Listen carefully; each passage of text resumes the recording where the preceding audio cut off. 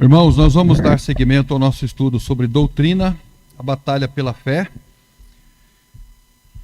Eu peço a sua atenção para esse assunto no dia de hoje. Nós vamos fazer uma revisão do que nós falamos na semana passada.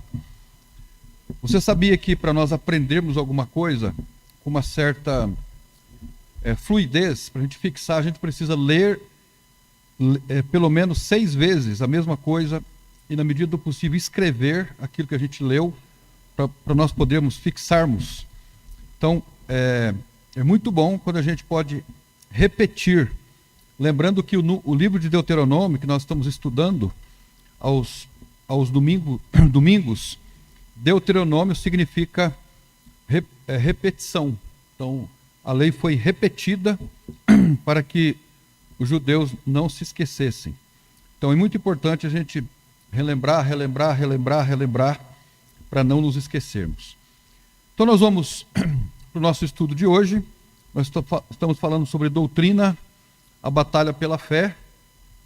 Na semana passada nós usamos como texto introdutório, inicial, o texto de Judas, versículo 3, que diz assim: Amados, procurando eu escrever-vos com toda a diligência acerca da salvação comum, tive por necessidade escrever-vos e exortar-vos a batalhar pela fé, uma vez entregue aos santos. Então veja que Judas pretendia escrever aos seus leitores para falar sobre a salvação que o Senhor Jesus havia dado a cada um. Mas apareceu repentinamente a necessidade de comentar sobre a batalha pela fé. E essa batalha nada mais era e nada menos era do que falar sobre doutrinas, para que eles não se esquivassem da verdadeira doutrina. E é interessante outro ensinamento nesse versículo, que a fé pela qual nós devemos batalhar foi dada aos santos e não aos pastores, aos diáconos, aos líderes. Então, nós santos, todos os crentes, têm diante de Deus essa responsabilidade de saberem sobre a doutrina falsa, sobre a doutrina verdadeira, para que nós não nos enganemos.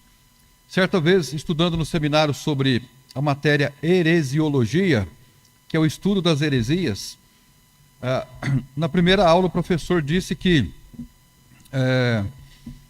tinha um professor ou um pastor de uma igreja que nunca havia estudado outras doutrinas erradas. Ele estimulava os seus alunos a estudarem só a doutrina verdadeira. E aí foi perguntado: por que o senhor não estuda então os desvios, os descaminhos doutrinários? Ele falou: não, a minha filosofia é ensinar os alunos a doutrina verdadeira e quase que decorar a doutrina verdadeira, para que quando eles se deparem com a doutrina falsa, eles já consigam identificar. Então esse é o nosso propósito, é fazer com que nós conheçamos a boa doutrina. Então a proposta de estudo nosso é definir doutrina cristã, usar o exemplo da Didaquê. Hoje nós vamos falar sobre a Didaquê mais um pouquinho, expor as doutrinas antigas dos batistas históricos, os distintivos, e depois nós vamos mostrar de maneira reduzida as doutrinas, que seria mais uma declaração de fé mais apurada. Então, na semana passada nós falamos o que é doutrina, e doutrina é o quê? Ensinamento. Se alguém perguntar para você o que significa doutrina, é ensinamento ou instrução. E a doutrina, ela pode ser tanto geral como específica. Eu posso falar da doutrina de Deus na Bíblia de maneira geral, ou eu posso falar da doutrina que se refere a Deus na Bíblia de maneira mais específica. Por exemplo, quando você estuda teologia sistemática, você estuda a doutrina da salvação, doutrina dos anjos, doutrina do pecado, doutrina do homem, doutrina dos últimos tempos, e daí por diante. Então, a doutrina no sentido específico. E no sentido mais geral, né, a gente usa a doutrina no sentido religioso, no sentido da medicina. O médico estuda a doutrina da medicina. O advogado estuda a doutrina no direito, ou seja, o ensinamento no direito. Nós falamos também na semana passada sobre o propósito da doutrina. A gente repetiu isso, propósito da doutrina. Será que alguém conseguiu lembrar sobre qual é o propósito da doutrina? Será que alguém diria assim, eu lembro, propósito da doutrina é esse. Alguém se lembra? Como? Ok. O propósito da doutrina é a mudança de vida do cristão. Esse é o propósito da doutrina. Então, o propósito da doutrina não é formar intelectuais, acadêmicos, né, pessoas que sejam capazes de citar as doutrinas ou tratados doutrinários de maneira ampla. O propósito não é esse, mas o propósito da doutrina é a transformação da vida do cristão. Transformar a nossa forma de pensar, transformar o nosso coração, transformar a nossa vontade. Às vezes a gente pensa que a formação de uma doutrina é algo que está tão distante de nós, mas não necessariamente. Uma maneira prática, por exemplo, de nós aprendermos doutrina é procurarmos termos um tempo devocional diário. Se, por exemplo, se você pega um caderno de escrever, pega uma caneta, você pode fazer um estudo devocional e ao mesmo tempo aprender doutrina. Você pega o caderno e faz 3 perguntas. Você lê um texto da Bíblia, por exemplo, as cartas de Paulo são cartas excepcionais para a formação de doutrina. Se você ler, por exemplo, 1 e 2 Timóteo, 1 e 2 Timóteo são 2 cartas formidáveis para a formação de doutrina. Você vai lendo o versículo 1 do capítulo 1, e aí você escreve lá no caderno 3 perguntas. O que Deus está dizendo nesse texto? Então você vai ler um texto lá, se você pode ter um dicionário bíblico, um comentário bíblico. Se não tem, não tem problema. Mas você responde essa pergunta, o que Deus está dizendo no texto? Aí você escreve, Deus nesse texto está dizendo isso, isso e isso. Aí você faz uma segunda pergunta, o que Deus está dizendo para mim no texto? Aí a palavra começa a ganhar vida para a sua vida. Deus está dizendo para mim no texto que eu preciso fazer isso, isso e isso. Aí a terceira pergunta, o que eu devo fazer de acordo com o texto? Aí você faz aplicações a respeito daquele texto. Então, ao final do estudo de uma carta dessa, você vai formando as suas doutrinas, vai tendo uma compreensão doutrinária. O que Deus está dizendo no texto, o que Deus está dizendo para mim, o que eu posso fazer com base no que Deus está dizendo para mim. Então, essas 3 perguntas nos ajudam a formulação de doutrinas. Nós falamos também sobre credo, sobre catecismo, conjunto de normas, e daí por diante. Falamos então o que é doutrina, propósito da doutrina, e falamos sobre doutrina no período apostólico. Quando a gente lê o livro de Atos, capítulo 2, Atos 2:42 diz assim, e perseveravam na doutrina dos apóstolos, e na comunhão, e no partir do pão, e nas orações. Veja que no início da igreja, no Novo Testamento, existia uma doutrina apostólica. É interessante notarmos que Lucas, o autor da carta do livro de Atos, ele não disse assim, e perseveravam nas Escrituras, e perseveravam na lei de Moisés, e perseveravam nos profetas. Não, ele diz, e perseveravam na doutrina dos apóstolos. Os apóstolos do Novo Testamento, eles seguem adiante com o trabalho dos profetas do Antigo Testamento. Eles são os profetas do Novo Testamento. Eles escrevem sob a inspiração de Deus, eles estiveram com Jesus, eles seguiram ao Senhor Jesus Cristo, e no período em que os apóstolos existiram, foi sendo formada então aquela que nós chamamos de didaquê, ou a doutrina dos apóstolos. E a doutrina dos apóstolos, ela se encontra no Novo Testamento, principalmente no livro de Atos, nas cartas de Paulo, nas cartas gerais e também no livro de Apocalipse. Isso não significa que as igrejas primitivas ignoraram o Velho Testamento, não significa isso. É possível que eles ainda tinham, com certeza, tinham o Velho Testamento, liam o Velho Testamento com o pensamento que nós temos hoje. Nós entendemos o Velho Testamento no Novo e entendemos o Novo no Velho, de maneira que os dois formam uma só peça, um só texto, um só livro. Eles transitam um com o outro, né? A gente entende, por exemplo, muito melhor o livro de Daniel quando a gente lê Apocalipse. Daniel está no Velho Testamento. A gente entende Apocalipse quando a gente lê Daniel, né? A gente entende muito bem Levítico quando lê Hebreus no Novo Testamento. A gente entende melhor Hebreus quando lê Levítico, né? Nós entendemos o livro de Deuteronômio, por exemplo, muito bem quando lemos o Sermão do Monte de Jesus e lemos a carta de Tiago. Nós entendemos melhor a carta de Tiago quando lemos o livro de Deuteronômio. Então esses livros eles se encaixam perfeitamente um com o outro, um é o eco do outro, ok? Aí a gente lê alguns versículos, como por exemplo, 1 Timóteo 1, 9 a 11, a gente vai ler só esse versículo. 1 Timóteo, capítulo 1, verso 1, 9 a 11, que diz assim: sabendo isto, 1 Timóteo 1, 9, sabendo isto, que a lei não é feita para o justo, mas para os injustos e obstinados, para os ímpios e pecadores, para os profanos e irreligiosos, para os parricidas e matricidas, para os homicidas, para os fornicadores, para os sodomitas, para os roubadores de homens, para os mentirosos, para os perjuros e para o que for contrário à sã doutrina, conforme o evangelho da glória de Deus, bem-aventurado que me foi confiado. Então nós temos aí, e há muitos versículos no Novo Testamento onde se lê a palavra doutrina.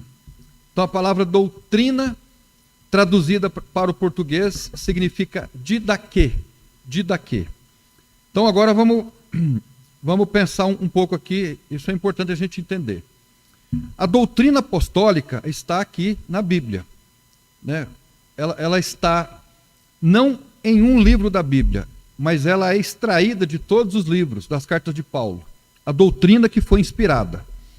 Agora, deixando de lado a Bíblia, houve no período apostólico um outro texto que não foi considerado inspirado, que é chamado de doutrina apostólica.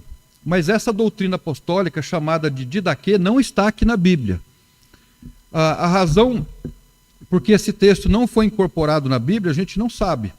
Há uma diferença, inclusive, de datação desse texto, mas não há dúvida de que este texto, chamado de hoje didaquê, você pode ir na internet, digitar lá no Google, a didaquê ou o didaquê, que é a instrução ou o ensinamento. Então você vai ter acesso a esse texto, com algumas variações, né, dependendo do tradutor, mas esse texto, embora não seja considerado inspirado, ele fez parte da igreja primitiva, ele retratou bem a tradição das igrejas primitivas e ele está presente hoje para muitos.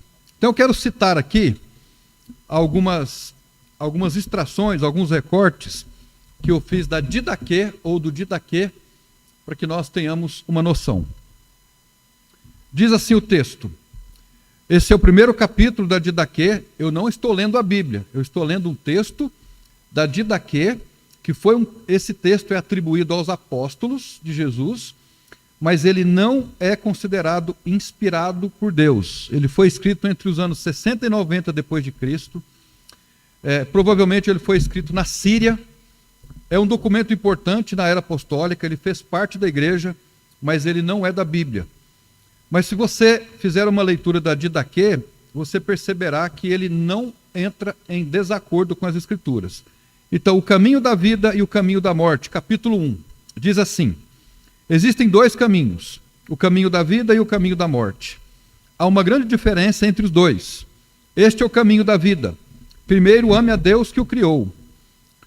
Segundo, ame o seu próximo como a si mesmo. Não faça a outro aquilo que você não quer que façam por você. Este é o ensinamento derivado dessas palavras. Bendiga aquele que o amaldiçoa. Ore por seus inimigos e jejue por aqueles que o perseguem. Ora, se você ama aqueles que o amam, que graça que graça você merece? Os pagãos também não fazem o mesmo? Quanto a você, ame aqueles que o odeiam, e assim você não terá nenhum inimigo. Não se deixe levar pelo instinto. E aí, a gente fecha aqui, é uma citação da Didaquê. Você vê aqui alguma coisa que esteja contrário com a Bíblia? Não há nada aqui que contraria com a Bíblia. Vamos ver um outro recorte. Celebração litúrgica, capítulo 7. Quanto ao batismo, faça assim. Depois de ditas todas essas coisas, batize em água corrente, em nome do Pai, do Filho e do Espírito Santo. Se você não tiver água corrente, batize com outra água. Se não puder batizar com água fria, faça com água quente. Na falta de uma ou outra, derrame água 3 vezes sobre a cabeça, em nome do Pai, do Filho e do Espírito Santo. Antes de batizar, tanto aquele que batiza como batizando, bem como aqueles que puderem, devam observar o jejum.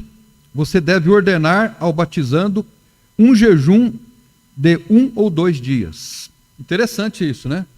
Faz parte da Didaquê. Se a gente praticar isso hoje, vai contra a doutrina? Não, não vai. Né? Por exemplo, o próximo batismo a gente pode recomendar um jejum para a igreja toda. Pode recomendar um jejum para quem vai batizar e para quem é batizado. Se não tiver água, veja como eles foram proativos. Né? Se você estiver em um lugar, aceitou Jesus e não tiver água, viver um momento de seca, então jogue água na cabeça 3 vezes, né? Porque na falta de água, faça de outra forma. Né? É a mesma coisa que quando você estuda missiologia, há relatos interessantes de missionários que vão a lugares onde não se tem uva, não tem suco de uva, não tem vinho. E na celebração da ceia, o que você faz? Vai usar o vinho, o suco da uva? Não. Você pega um suco natural ali daquela região e celebra a ceia. E explica, olha, o vinho é outra coisa, mas na falta de um, você pode substituir por outro, porque não tem outro jeito. Agora, isso não quer dizer aqui que o batismo deva ser por aspersão. A questão aqui é na falta de água. E ele também cita que se for necessário fazer água quente, usar água quente, pode usar. Né? Como a gente já usou aqui no batistério, quando está frio, exatamente por conta do frio. Ok? No capítulo 9, diz, na porção 1, né? Reúna-se no dia do Senhor para partir o pão e agradecer após ter confessado seus pecados, para que o sacrifício seja puro. Aquele que está brigado com seu companheiro não pode juntar-se antes de se reconciliar, para que o sacrifício oferecido não seja profanado. Esse é o sacrifício do qual o Senhor disse: em todo lugar, em todo tempo, seja oferecido um sacrifício puro, porque eu sou um grande rei. Diz o Senhor, o meu nome é admirável entre todas as nações. Então essa também é uma parte da Didaquê, falando sobre a liturgia. Se você vier para o culto tendo algum problema com alguém, você é um profanador do culto. Você está prejudicando o culto espiritual a Deus. Então essa é uma questão séria, né? Que inclusive a gente encontra base em Mateus capítulo 18. E em Lucas também nós falamos sobre isso. E por último, o fim dos tempos, no capítulo 11. Vigie sobre a vida uns dos outros. Não deixe que a sua lâmpada se apague, nem afrouxe o cinto dos rins. Fique preparado, porque você não sabe a que horas o nosso Salvador chegará. Olha que interessante. Nós encontramos na Didaquê a doutrina da iminência da volta de Jesus. Naquela época eles já esperavam, né? Reúna-se com frequência para que juntos procurem o que convém a vocês, porque de nada lhes servirá todo o tempo em que viveu a fé, se no último instante não estiver perfeito. De fato, os últimos dias se multiplicarão os falsos profetas e os corruptores. As ovelhas se transformarão em lobos e o amor se converterá em ódio. Aumentando a injustiça, os homens se odiarão, se perseguirão e se trairão mutuamente. Então o sedutor do mundo aparecerá, como se fosse o Filho de Deus. e fará sinais e prodígios. Então nós temos aí um texto escatológico como parte da didaquê. Ok? Os irmãos acharam interessante? Eu achei bastante interessante. Você pode ir lá no Google, puxar o Google, estudar, ler a didaquê. Eu acredito que não vai ferir aquilo que nós temos como doutrina. Alguma pergunta, irmãos? Alguma observação até aqui? Os irmãos sabiam do conhecimento da didaquê? Os irmãos sabiam desse conhecimento? Pode fazer, Sérgio, a pergunta. É que pelo menos eu entendo ali que ele fala que se você tiver em pecado na volta de Cristo, né, ele fala que não vai adiantar nada, né? E é uma doutrina que talvez seja conflitante com o que a gente crê, né? Eu entendo isso, eu não sei exatamente qual, porque existem, como que eu vou dizer? Quando você faz uma leitura bíblica, existe o que o texto diz, né, de maneira literal, e existe a intencionalidade do autor. Né? Pode ser que, isso é uma observação minha, pode ser que o que ele quer dizer aqui era aquele sentimento de estar preparado para a volta de Cristo, não de perder a salvação, né? Ele diz assim, né? Porque de nada lhe servirá todo o tempo em que viveu a fé, se no último instante não estiver perfeito. Pode dar esse entendimento de, vamos colocar assim, de perder a salvação, né? Mas eu entendo que não era isso exatamente que eles estavam querendo dizer, né? Mas eu não mudei nada no texto, né? Do jeito que foi traduzido, eu coloquei aqui. E também dando uma opinião aqui, né? Pode ser que seja por isso que o texto não é reconhecido como um texto, vamos dizer assim, inspirado por Deus, mas ele tem o seu valor. Né? Ele tem o valor porque ele fez parte. Esses textos foram lidos, né? Não só de Didaquê, mas outros textos foram lidos no período das igrejas primitivas. Como, por exemplo, existem cartas de Barnabé, né? Existem muitos outros textos que mais tarde não foram considerados inspirados, mas eles circularam pelas igrejas primitivas, né? Carlos. Eu queria fazer uma pergunta. Esses livros, igual o senhor comentou, igual os de Didaquê e também os livros de Barnabé e outros livros, a gente pode se usar eles como história para a gente aprender ou não? Pode sim. Entende a minha pergunta? Entendi. Não que eu vou adorar eles, assim, falar que é uma palavra inspirada, mas às vezes ele conta a história que a gente pode ser usada para aprender mais de Deus. Não sei se eu estou... Não está errado, não. Os irmãos sabem onde estão os textos mais importantes, por exemplo, da história dos batistas? Os textos mais interessantes, mais confiáveis que os cristãos têm nos dias de hoje não foram escritos por cristãos, foram escritos por os inimigos dos cristãos. Eles mandavam redigir textos para dizer, por exemplo, que os cristãos eram uma peste na face da terra, né? E fazendo comentários ruins sobre os primeiros cristãos. Então esses textos, eles são textos confiáveis no sentido histórico, não bíblico, mas no sentido histórico, mas foram produzidos pelos inimigos dos cristãos, né? Mas pode sim, sem nenhum problema. São textos usados para consulta histórica, né? Mais alguém gostaria de fazer uma observação? Ok. Quero falar então agora sobre a doutrina no sentido de querigma e a doutrina no sentido de Didaquê. Só dizer aqui algumas palavras. A palavra querigma significa proclamação. Proclamação. Alguém que pratica a doutrina no sentido de proclamação seria mais ou menos o que eu estou fazendo aqui, né? Eu estou pregando. Na verdade, eu agora estou procurando ensinar, doutrinar. É um pouco diferente do que se faz no domingo à noite. No domingo à noite, geralmente, é uma pregação. A pregação ela é uma prática mais voltada para desafiar a igreja no sentido ético, no sentido moral, no sentido espiritual. Agora, a didaquê, no sentido de ensino, ela visa mais o ensino mesmo, a doutrinação. Então, tanto a proclamação da palavra como o estudo da doutrina são duas atividades, duas ações que nós, como cristãos, precisamos levar juntos. Isso era presente também no Velho Testamento. Em outras palavras, traduzindo para nós precisamos ouvir a pregação para sermos desafiados, mas nós também precisamos aprender a doutrina para fundamentar aquilo que nós estamos aprendendo. Há uma diferença entre pregação e estudo. A pregação visa nos desafiar, nos levar a tomar uma decisão. Já a doutrinação, que é a didaquê, o ensinamento, a instrução, visa fundamentar aquilo que nós acreditamos. Quando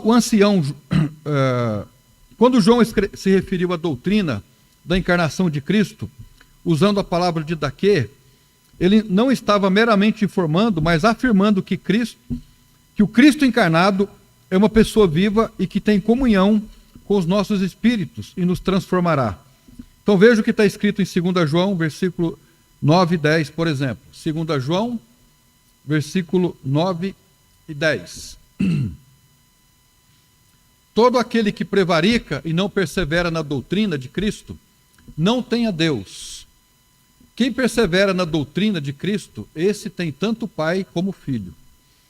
Se alguém vem ter conosco e não traz esta, alguém pode dizer? Se alguém vem ter conosco e não traz esta, didaquê, a palavra ali é didaquê, não o recebais em casa, nem tampouco o saudeis. Então, nesses 2 versículos, a palavra doutrina é lida por 3 vezes. Todo aquele que prevarica e não persevera na doutrina de Cristo, e ele continua dizendo, não tem a Deus. Quem persevera na doutrina de Cristo, esse tem tanto o Pai como o Filho. Então, o que ele está dizendo aqui é o seguinte, que a doutrina, a minha doutrina, a sua doutrina, a doutrina de Cristo, ela deve ter repercussão na nossa vida prática. E qual é a ligação que existe entre a doutrina e a ligação prática que nós encontramos nesse texto? Se você conversar com alguém e essa outra pessoa tem uma doutrina diferente da doutrina que você tem sobre o Senhor Jesus Cristo, você nem saúda essa pessoa, ou seja, ignora essa pessoa. Então você perceba que a doutrina, ela divide, ela separa, e o propósito da doutrina é esse, é separar. Hoje em dia, nós vivemos de maneira diferente, né? O que se ouve hoje, inclusive, entre muitos de nós batistas, é isso. O que nos separa é muito menos do que aquilo que nos une. Esse é um clichê, é um bordão ecumênico, né? Olha, nós temos algumas diferenças, mas nós temos muito mais convergências do que diferenças. Agora, se as diferenças que nós temos, elas são fundamentais, então a gente não pode ter comunhão, né? Então, por que nós, como igreja local, nós não temos comunhão com outras igrejas daqui da cidade e da região? É porque eles são menos do que nós? Não, de forma alguma. Porque nós somos superiores a eles? Não. É por uma questão de doutrina. Por que nós temos comunhão com algumas igrejas aqui da região, igrejas batistas regulares? Por causa de doutrina. É por isso. Então a doutrina tem o propósito de dividir. A doutrina tem o propósito de afetar a nossa vida no sentido de que com quem nós conversamos, com quem nós temos comunhão, e há uma base bíblica para isso, entende? Então a doutrina, ela não deve ser conhecida por ser conhecida. O propósito da doutrina não é fazer com que nós sejamos conhecedores da doutrina e satisfaçamos as nossas curiosidades doutrinárias. O propósito da doutrina é dividir. O propósito da doutrina é fazer com que nós vivamos uma vida diferente. No texto aqui de João, aqueles que não acreditavam como os leitores de João, porque ele está combatendo aqui o docetismo. Era uma doutrina da época que ensinava que o docetismo era uma doutrina que vinha do gnosticismo. Eles diziam que Jesus Cristo não era de matéria, de carne e osso. Eles diziam que Jesus era só uma imagem holográfica. Eles não usavam esse termo naquela época, né? Mas hoje existem imagens holográficas. Você sabia disso? Hoje, por exemplo, na guerra que existe lá, não sei aonde, né, na Ucrânia, na Rússia, eles usam arma holográfica. Por exemplo, vamos imaginar que o Adriano está lutando, né? Ele é um soldado na guerra. Então ele está dentro desse lugar aqui, eu não sei como que é, né? Como funciona. Talvez o Carlos saiba. Mas o Adriano consegue reproduzir aqui dentro desse ambiente vários Adrianos, né, que vão caminhando por aqui. Mas é só uma imagem, né, para confundir o inimigo dele. São imagens holográficas.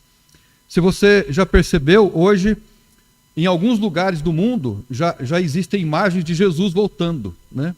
Sabiam disso? Existem imagens de Jesus voltando. São imagens holográficas. É uma imagem projetada. Então, eles diziam que Jesus não era de carne e osso, que Jesus era simplesmente uma imagem. E o que João está dizendo nesse texto de 2 João 9:10 é que aqueles que não acreditassem que Jesus Cristo era carne e osso, que ele era o próprio Deus que se encarnou, a essas pessoas, com essas pessoas eles não deveriam ter comunhão. Então, a doutrina modifica a vida, separa pessoas. E não é diferente com a gente. Quando a gente aceita Jesus, por causa das nossas doutrinas, nós perdemos pessoas da família. As pessoas não gostam mais da gente, não querem mais a comunhão com a gente, exatamente por uma questão de doutrina. Amém? Alguém tem alguma pergunta até aqui? Uma outra questão é, esta doutrinação e pregação foram postas sobre os oficiais da igreja. Em Efésios capítulo 4, versículo 11 e 12, nós lemos assim. Efésios 4, 11 a 13. Vamos ler até o 13. Efésios capítulo 4, versículo 11 ao 13. E ele mesmo deu uns para apóstolos, e outros para profetas, e outros para evangelistas, e outros para pastores e doutores.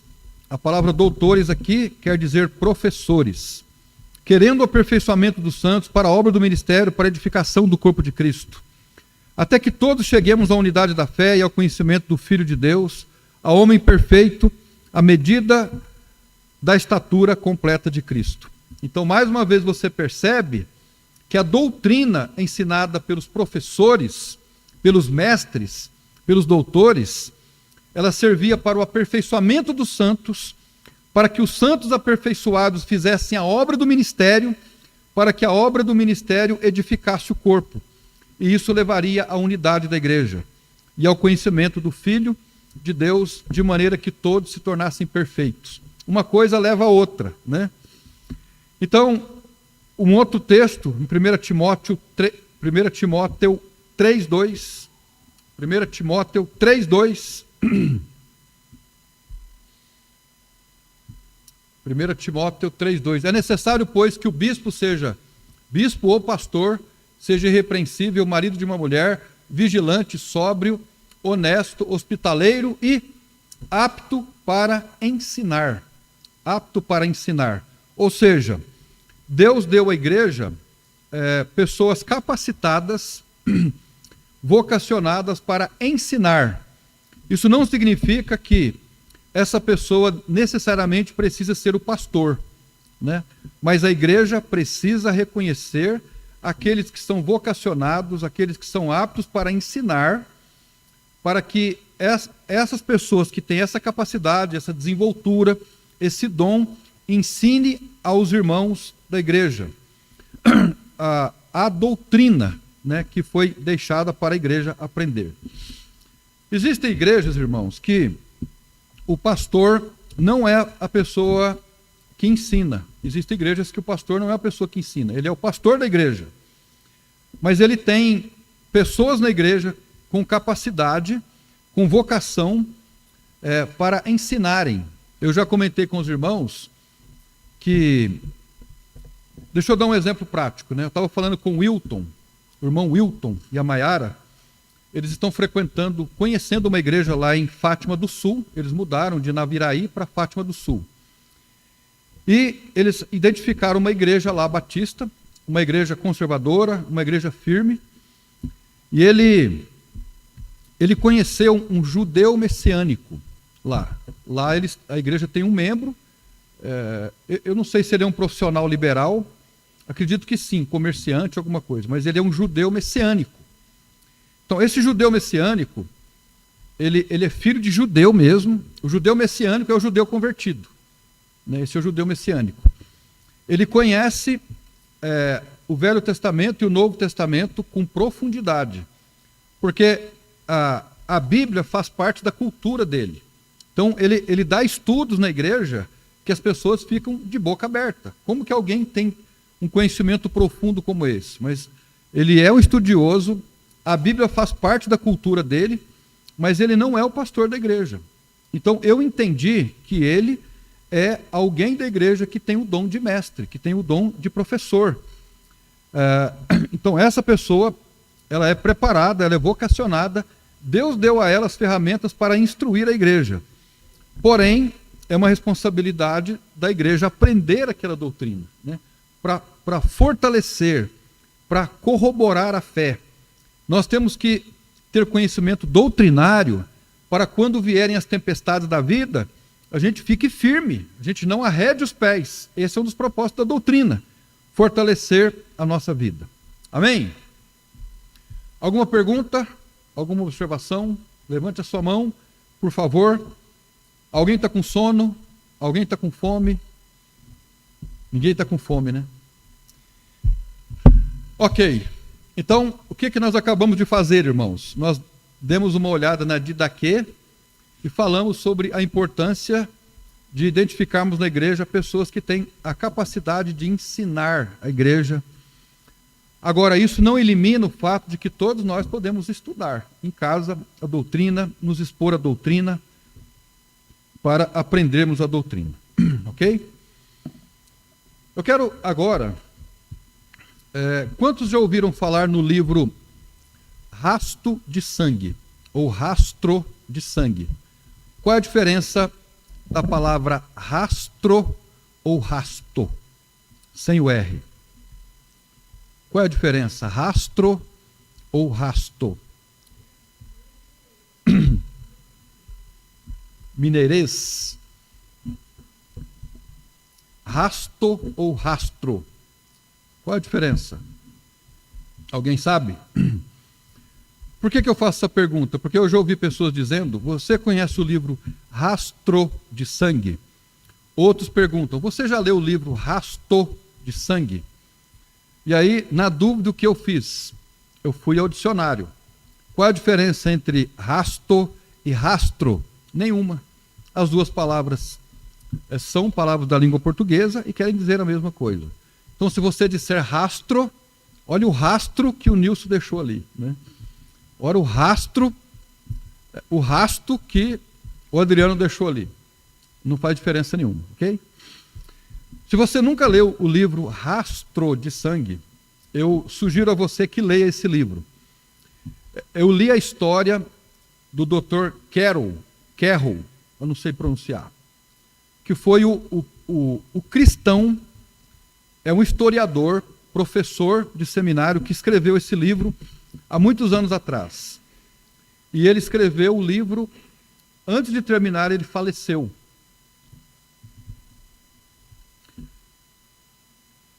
Tudo certo?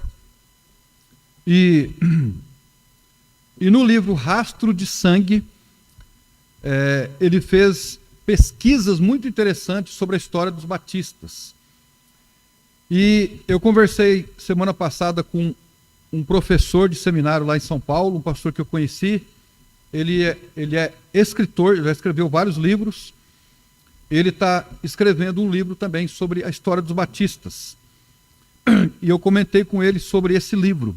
E ele, como pesquisador, como professor de seminário, como alguém... Ele é mais pesquisador do que pastor, né? ele recomenda esse livro. O livro é um livro de confiança. E nesse livro, o autor destacou algumas características que deva fazer parte de uma igreja. E eu quero aqui, com os irmãos, destacar algumas delas. Ele faz uma distinção entre as características e depois as doutrinas fundamentais. Elas são muito parecidas, mas elas têm alguns detalhes diferentes. Então, o que eu vou citar agora, irmãos, que foi parte de um estudo feito por um historiador, por um PhD em História da Igreja, e qual foi o entendimento dele sobre o estudo da Bíblia, sobre o estudo da doutrina e o estudo da história. Então, a primeira característica diz respeito à igreja quanto ao seu fundador. Então, isso faz parte dos distintivos batistas, características extraídas do livro Rastro de Sangue.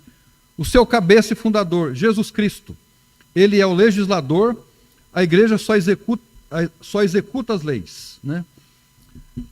Então, quem é o fundador da igreja? Jesus Cristo. Então, aqui nós temos já uma questão fundamental. Qual é o fundador das igrejas batistas? É Jesus Cristo. Se você faz um estudo das seitas, de maneira geral, você vai descobrir que as denominações todas, elas têm um líder. Quem é o líder da igreja dos Mormons? Joseph Smith, certo? Os Mormons estudam basicamente os escritos de Joseph Smith. Quem é a fundadora dos Adventistas? Ellen White. Ellen White. Quem é o fundador da Igreja Católica? Constantino, né? Mas aí tem lá os primeiros papas. Então, qualquer outra denominação terá um ser humano como fundador. Qual é o fundador da Igreja Universal? Qual é o fundador da Igreja Internacional? Qual é o fundador da Igreja da Graça? E daí por diante, né? Agora, as igrejas ou a Igreja de Jesus Cristo não tem um fundador humano, porque não é uma denominação, é um movimento histórico. Isso é fundamental para o nosso entendimento a respeito de uma igreja. Em segundo lugar, sua regra de fé e prática, a Bíblia. Então, é muito importante nós dizermos assim, a regra de fé e prática da igreja é a Bíblia. O que significa isso? Não há outro texto, não tem tradição, não há nenhum outro livro, como as outras denominações têm outros livros, e não é também a experiência. Então vamos imaginar que um irmão da igreja tem uma experiência nova. Eu tive uma experiência, Deus falou comigo. Isso não é aceito no sentido de regra de fé e prática para o cristão. O seu nome, igreja ou igrejas. O seu governo, democrático. Todos os membros. Os seus membros, somente pessoas salvas. Obviamente, nós não temos como impedir que uma pessoa não salva se torne membro da igreja. Na quarta-feira nós comentamos sobre isso. Porque as bases que nós usamos, a nossa capacidade de averiguação, de admissão de membros, diz respeito ao comportamento. Nós não sabemos sobre o coração. Mas, em teoria, por doutrina, para ser membro da igreja é necessário ser convertido. Suas ordenanças, batismo e ceia. Nós não olhamos para as ordenanças como sacramentos. Qual é a distinção, qual é a diferença de um sacramento e de uma ordenança? Alguém sabe? No sentido doutrinário, no sentido teórico, qual é a diferença entre uma ordenança e um sacramento? Quem consegue arriscar? Quem já foi católico sabe dizer, a Igreja Católica tem quantos sacramentos? 7 sacramentos. A Igreja Evangélica, vamos dizer assim, as igrejas protestantes têm quantos sacramentos? Alguns, os irmãos presbiterianos olham como sacramento, né? Nós não. E não são também todos os presbiterianos que olham como sacramento. Nós olhamos como ordenanças. Qual é então a diferença entre um sacramento e uma ordenança? Eu vou dizer, o sacramento, ele transmite bênçãos espirituais, místicas. Ok? Então, por exemplo, qual é o último sacramento da Igreja Católica? Extrema unção, certo? Na extrema unção é transmitida bênção espiritual para a pessoa. O batismo é um sacramento, de acordo com a Igreja Católica. Por quê? Quando nós fomos batizados na Igreja Católica, eu aprendi assim: eu nasci pagão, fui batizado, deixei de ser pagão. Certo? O batismo é regenerador.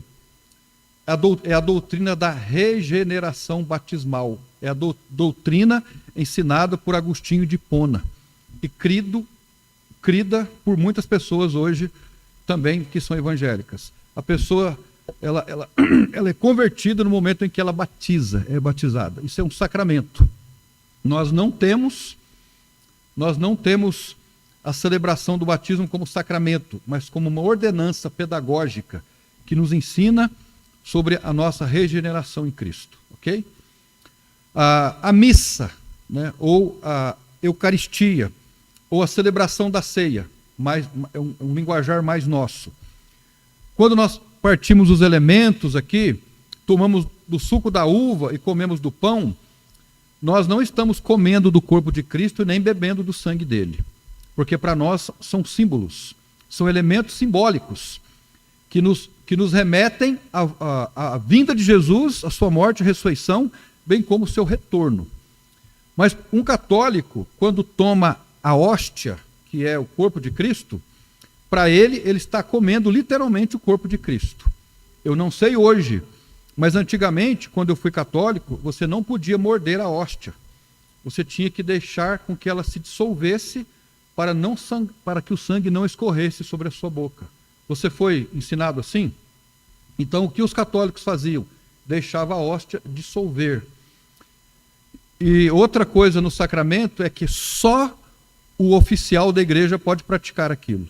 Né? Uma pessoa que não seja um oficial da igreja não pode.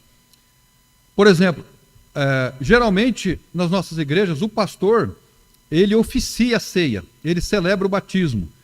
Mas a igreja pode permitir que qualquer membro batize alguém, que qualquer membro celebre a ceia. Não é antibíblico. E eu aproveito aqui para dar essa abertura. Se algum irmão da igreja um dia quiser, pastor, eu posso celebrar a ceia hoje, fazer o que o senhor faz? Não há nenhum problema. A igreja reconhecendo isso, a pessoa pode fazer, entende? Porque não é um sacramento. O sacramento deve ser praticado somente por aquele que é um oficial da igreja. Já a ordenança, do ponto de vista cristão, qualquer membro da igreja pode praticar. Carlos.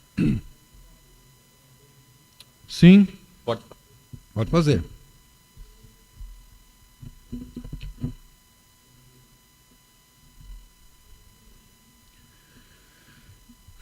Não. Tem que ficar perto.